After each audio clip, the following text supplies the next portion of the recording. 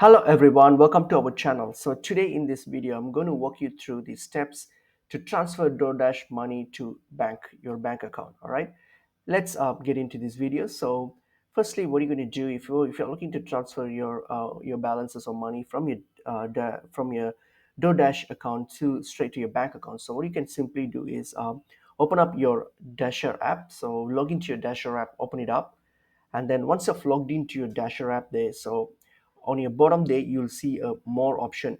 In the bottom right corner there you see a tab called more, so just click on it. So once you click on it, and then what you're going to do, you're going to go to this option here called move money. Right, so click on move money. From there, what you're going to do, you're going to select send money to someone. So choose that option saying send money to someone. So this will now open up a screen where you can add your bank account details. So what you can do, you can simply click on add recipient, and then they'll fill out all the information, like including your bank account name, details, and all those informations.